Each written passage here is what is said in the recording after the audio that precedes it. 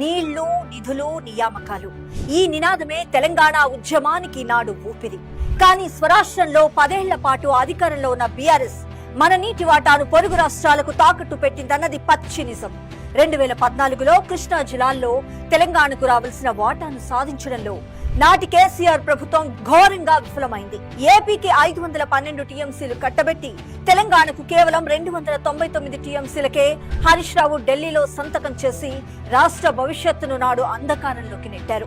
10 ఏళ్లలో పాలమూరు, రంగారెడ్డి నుండి దిండి వరకు ప్రతి ప్రాజెక్టును పెండింగ్ లో పెట్టారు. 2020లో ఏపీ ప్రభుత్వం జీవో 203 తెచ్చి పోతిరెడ్డిపాడు సామర్థ్యాన్ని 92,500 క్యూసెక్కులకు పెంచుతుంటే నాడు కేసీఆర్ సర్కార్ ఏపీతో కుమ్మక్కై మౌనంగా ఉంది.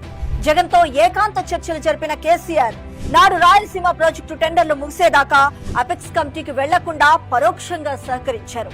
అందుకే 2014 నుంచి 2024 మధ్య ఏకంగా 1,201 టీఎంసీల నీరు నాడు ఏపీ తరలించుకుపోయింది.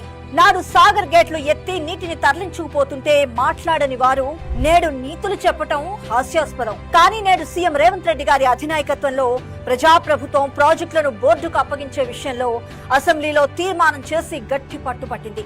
కృష్ణా జలాల్లో తెలంగాణకు 50% పైగా వాటా కోసం ట్రిబ్యునల్ ముందు బలమైన పోరాటం చేస్తుంది కాంగ్రెస్ సర్కార్.